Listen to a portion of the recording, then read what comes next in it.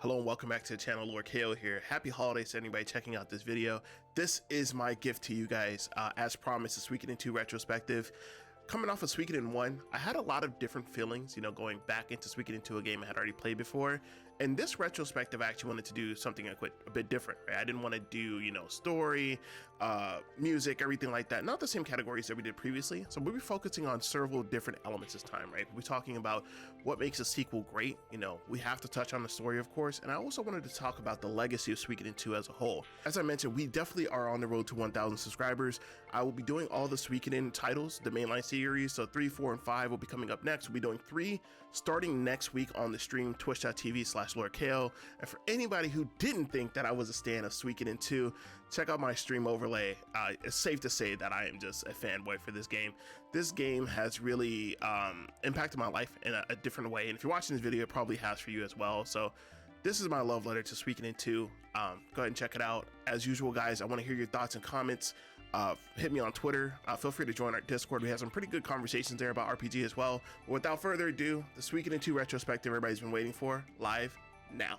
Suikoden 2 is my personal pick for the best JRPG of all time. And yes, I know this is a possibly wildly inflammatory statement. Now, over the last year and a half, I've written a fair amount of scripts since I've started taking content creation a bit more seriously. And to be quite honest with you, this is the only script so far that I was honestly scared to start. You see, potential rose-tinted glasses aside, Suikoden 2 has been a major influence in my life from the day I first experienced this classic narrative. And that's the thing about nostalgia, especially when it comes to experiences that we had in our formative years.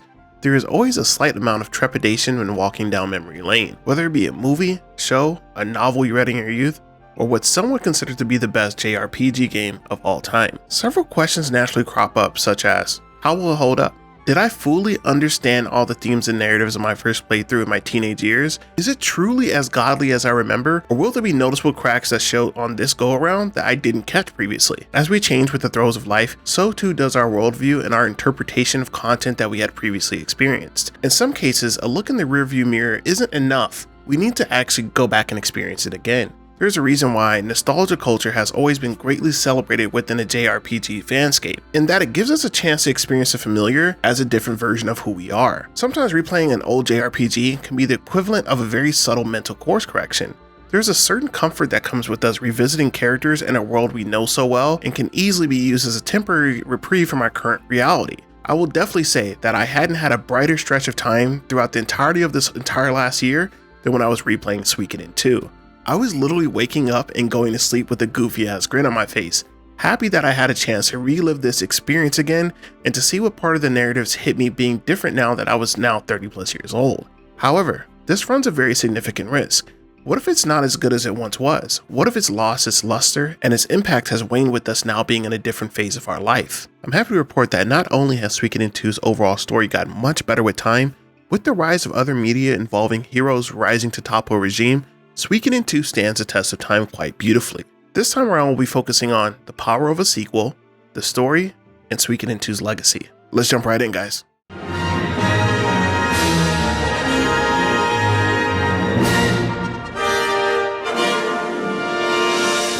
The power of a sequel. What does it mean to be a sequel?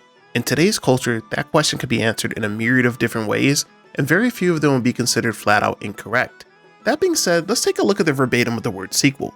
Sequel, a published broadcast or recorded work that continues the story or develops the theme of an earlier one. Well, I would be the first to say that Suikoden 2 is very much that in every sense of the imagination.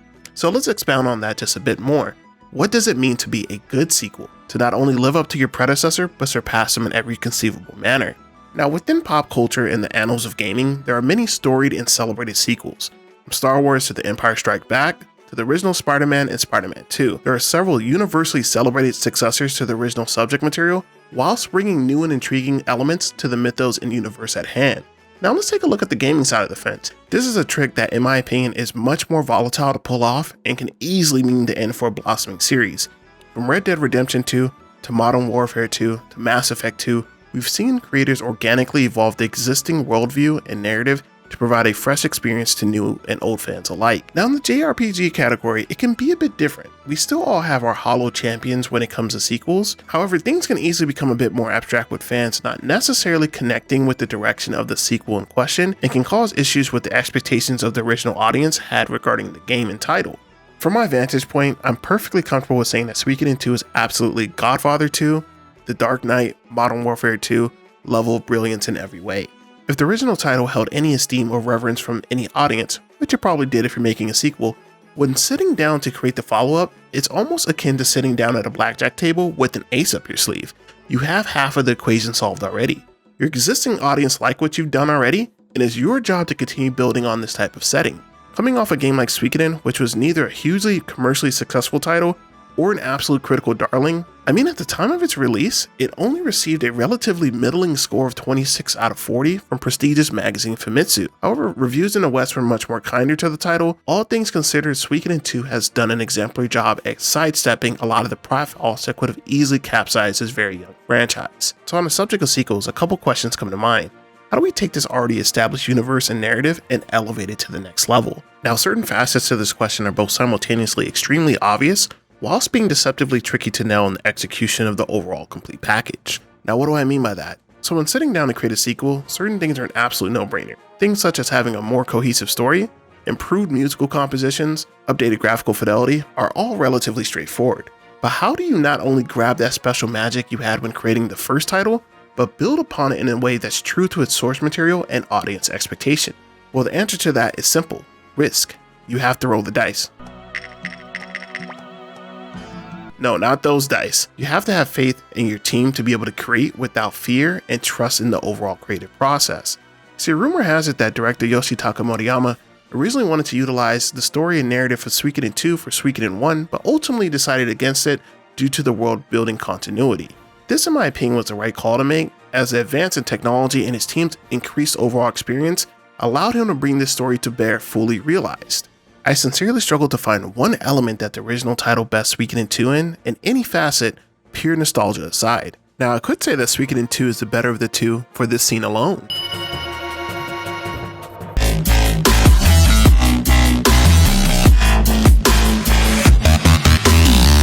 You see, initially, I believe this would be the prevailing thinking when it came to the favorite entries within the series.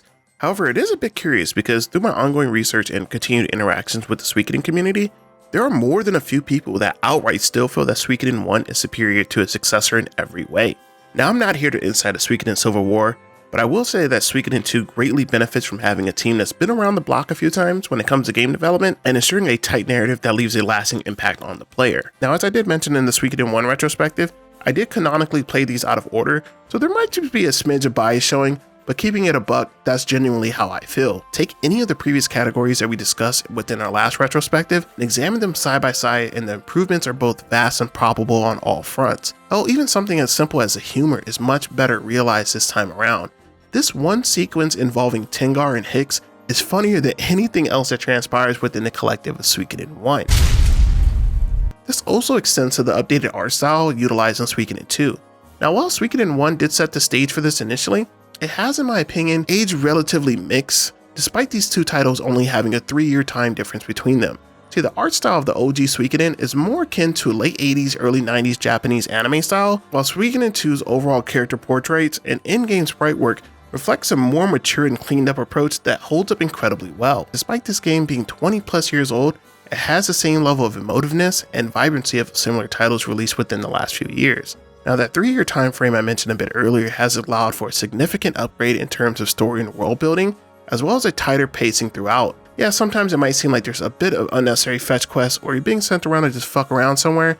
The game is pretty critical to ensure that this is an exception and not the rule throughout your playthrough of roughly 40 hours. The writing in itself is also a very high watermark for me, with Ryu having some semblance of an actual personality this go around. Also, I personally feel the translation is relatively solid here. I know that there's been a few gripes about that. There are some very curious choices, I will say, regarding the hero's dialogue, which can come across as flat out hilarious at times. About what did this line right here mean, though? Or just jarring depending on the setting that it's being used and delivered in. And lastly, in terms of overall improvement when it comes to sequels, the updated musical compositions by Miki Higashino delivers, if possible, even more masterful compositions this go around with brilliant heartfelt ballads such as Days Past, Reminiscence, and An Old Story, and some of the series' best battle themes in Tension, A Worthy Foe Approaches, and the classic A Battlefield Without Light. Tell me that song doesn't get you hype. And I actually might be the only one in the world who actually loves Nanami's theme, A Beautiful Morning. It's been proven that it's actually impossible to have a bad day if you start your day off with that song. Hell, even the name entry theme is an absolute banger here, and you only really hear that one time throughout your entire playthrough. And you see, therein lies the power of a sequel. In most cases, you have the time to optimize and get it right, which Suikoden 2 does in every conceivable way. Now, will we be able to say the same of some of its successors down the road? That remains to be seen, as innovating and pushing a franchise further can definitely have cataclysmic results if not handled properly. The story of Suikoden 2 is one of the best within JRPGs for a number of reasons. While being just as expansive and ambitious with its world building as its predecessor, it is also simultaneously the most intimate of all the narratives within the Suikoden titles. You can really get a feel for the harrowing nature of the lives of both hero and foe throughout your journey. Now, back in my Suikoden 1 retrospective, we discussed what I consider to be the X factor of that title, largely the 108 Stars of Destiny and the introduction of the 27 True Runes. Now, while both of those ideas are greatly expanded on here in Suikoden 2, undoubtedly, the star here is a delicately interweaved narrative and the primary conflict between our hero Ryu and Joey, our childhood friend turned antagonist. From literally the first playable scene in this game, we're shown quite exquisitely what the stakes are for our young protagonist. Opening a game off with the slaughter of a teenage youth brigade might be one of the wildest gambits I've ever seen from any mainstream JRPG. Like, no bullshit, looking back at that, I really appreciated the balls on the team for going all in on that. Now, while I did say that Suikoden 1 was definitely a brutal journey for young Tyr McDowell, the ante here has been upped significantly across the board, and at times Suikoden 2 plays much more like a season of Game of Thrones turned up to 11 than a standard RPG. Our main characters in Suikoden 2 are Ryu, Joey, and Nanami, all being childhood friends growing up in the village of Kaero within the Highland Territory. Ryu and Nanami are orphans being raised by the hero of the last major war, Genkaku, whilst Joey is raised in a largely affluent lifestyle by his family.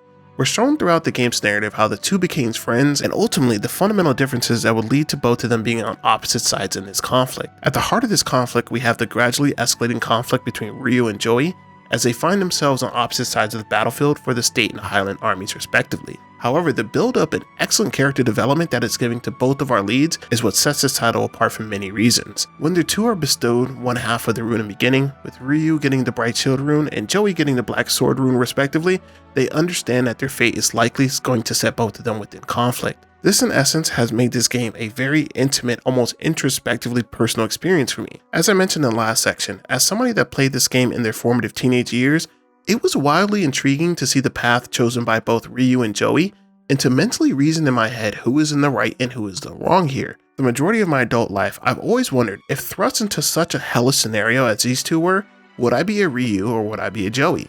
As the conflict escalates, both of our leads are given a host of scenarios to demonstrate exactly who they are at their core, and how both of them have adjusted to being thrust into leadership at such a young age. See, Ryu's approach to leadership is deemed to be the proper path, right? Strength through friendship, faith, trust, standard shonen protagonist stuff, winning over allies through displays of loyalty, honor, and at times pure grit. As opposed to the path that Joey elects for, which sacrifices the bonds that he shares with the two people closest to him for the pursuit of power and a grand, the end justifies the mean mindset. Of the two of them, we can see that Joey's worldview is a bit more endgame, and we're given more direct insight into his thought process throughout the game's cutscenes. With Ryu being the standard silent protagonist, naturally for some, Joey ends up being quite possibly the more compelling of the pair. Joey's evolution from someone who was at one point willing to join a youth brigade to support his country, to someone who is then inexorably betrayed by that same country, we the player can see this spark of hatred towards both not only Highland, but the current status quo of the world.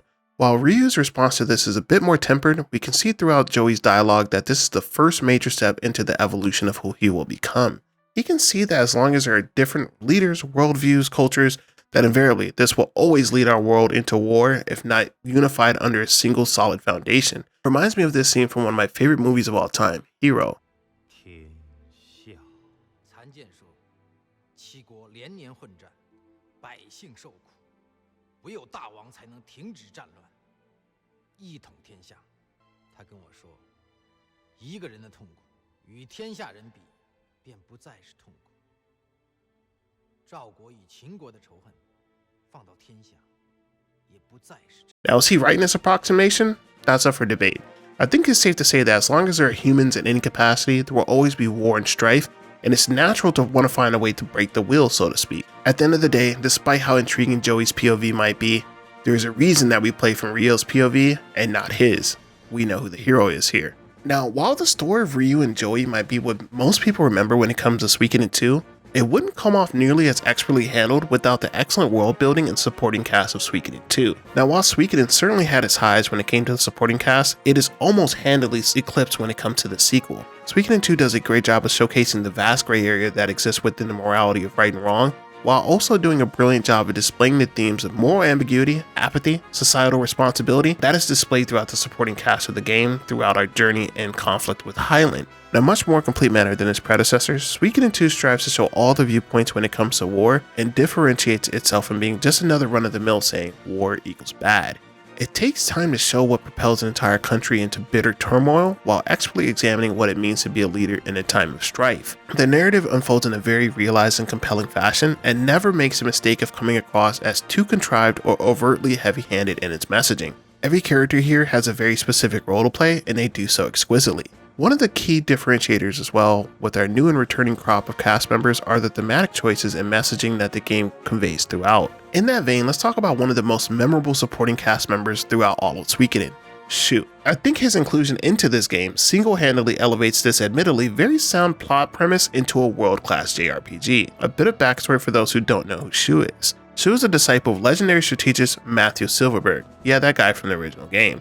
He was taught along Apple in the ways of being a stratagem. You see, for the majority of the early Suikoden titles, your strategist is kind of like your unofficial mouthpiece for our hero. As we discussed earlier, while the dialogue options for our hero have improved immensely, it is only natural that certain military tactics or worldviews would need to be conveyed through the eyes of another. The sheer veracity and uncompromising nature of Shu adds a much needed layer of depth and realism regarding the reality of what it takes to actually win a war. And not unlike Joy, when is it going too far? And the idea of the ends justifying the means comes into play. And by doing things that would almost certainly mean losing the respect and possible adoration of the very same people you're fighting for. I mean, at one point, this guy actually literally sends a little girl into a known ambush so that our hero and party can escape. That's cold, baby. That's just cold. This layer of ruthless pragmatism showcased throughout Shu is a necessary perspective into what it takes to really win.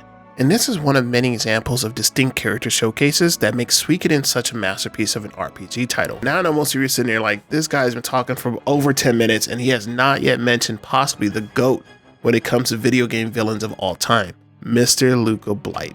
Here's the thing about Luca Blight though. While he is undoubtedly the best antagonist throughout the entirety of the franchise, yes, I'm gonna stand on that. I don't think anybody else comes remotely close. I mean, this is essentially Luca in a nutshell. I don't want peace. I want problems, always! What I actually found a bit more compelling in this most recent playthrough that I did was not his absolutely unhinged and heinous actions that he makes as the leader of the Highland forces, and let's just call him what he is. He's just a flat-out war criminal, right? Now, the thing that really struck me on this most recent playthrough was the corruption of the machine that actually allowed him to become the megalomaniac that he was. From the opening scene, we see that Raut's conspiracy with Luca to reignite the war efforts go off handily, and throughout the game, how many individuals empower his insanity to continue unimpeded, and while many had grievances with his actions, few stood up to actually do anything about it. Luca Blight's entire arc does a terrific job of showcasing of what happens when people stand idly by to protect their own interests, and in turn quite literally let the world burn to satisfy Luca's insatiable need for revenge and bloodlust. Now, while I'm clearly a stan when it comes to the story of Suikoden 2, that doesn't mean it's without its faults. For my most recent playthrough, the thing that stood out to me the most was how many times the game outright gave you an option to just walk away from the conflict and to just run away with Nanami. The first 3 times it's mentioned in-game, it makes a bit of sense, right? But seeing the option reappear when we're almost 80% completed with the game was just a bit weird. There's actually a bad ending you can get when you choose to actually completely walk away from the conflict and the game just kind of ends. Pretty anticlimactic. Another minor nitpick that I have very much in the same vein is the numerous interactions and encounters that you have with Joey where he's telling you to just walk away and to not oppose him. Again, this makes sense towards the beginning and middle of the conflict, but as the game progresses, it becomes beyond redundant as the conflict has clearly burned way too strong and too many have been sacrificed on either side for either party to just walk away. I mean, you have the same conversation like 4 times. The general construct and idea of what a legacy entails can be a very curious thing. Upon first contact with certain forms of media, we know immediately and understand its impact as it's happening. This is art. And at other times, the intended audience may not truly understand the value of what we witness or experience for years to come, if ever at all. When it comes to Suikoden 2, I'm firmly in the former camp. The story's impact on me was immediate, and even after my most recent playthrough, a lot of the game's themes stayed firmly affixed in my mind for days and weeks to come. You see, while Suikoden 1 merely flirted the line with its thematic choices, Suikoden 2 does a brilliant job at driving home its core messaging regarding war, unity, and overall the hero's journey. This game has firmly etched itself into a part of mine and many other players' lives, and has greatly upped the ante on what was possible through the vehicle of storytelling via video games. As with other games from this era, such as Xenogears, Chrono Trigger, and Final Fantasy VII, it showcased the power of what a truly fleshed out and methodical narrative can deliver when tied with a superb character development arc. Now, while those aforementioned titles' narrative choices are much more ambitious than anything in the Suikoden series has ever attempted, one huge thing about Suikoden 2 is its intimate nature within its narrative. There's a certain closeness that we learn to develop for both heroes and antagonists alike, so by the time we reach the end credits, we truly feel the weight of the journey we've been on. It is my genuine belief that Suikoden 2 has impacted the trajectory of the JRPG genre in a subtle yet noticeable fashion. While there hasn't been anything necessarily like it, even from its direct successors, its influence can be felt over many titles over the last 20 years or so. You see, one thing any media does that's worth its salt is make you ask questions, sometimes very difficult ones like the ones I had previously mentioned. And that's part of the reason why I love Suikoden 2 and many other titles and media that fall in the same genre. I can only watch them so often because it really does have a tendency to get the mind spinning. Questions such as, what would you do? What would you be willing to sacrifice? Would you be willing to forgive? It speaks innately to the human condition through the cast and scenario representations throughout the journey. In closing, for me, in the end, Suikoden 2 will always be a perfect one-to-one. Nothing has come close to delivering the same level of emotive experience or providing a lasting impact on myself as a person. Will that change in the future? Well, I'm hopeful. As I make my way through newer RPGs and some of the older catalog, something might be up for the task. I'd like to thank everybody for checking out this Suikoden 2 retrospective. I know this is a bit different than other retrospectives, but I really wanted to really showcase what this meant to me, you know, as a person that's played a lot of JRPGs and revisiting some of these, you know, as you're a bit older, almost twice this age and when you first experienced it. But I'd like to hear from you guys in the comments. Please let me know what Suikoden is your favorite. What did you think about Suikoden 2? Do you think it's a worthy successor to Suikoden 1? And as always, guys, make sure you like, comment, subscribe. Please share the video if you are a fan of Suikoden in any way, shape, or form. LC signing out. Peace.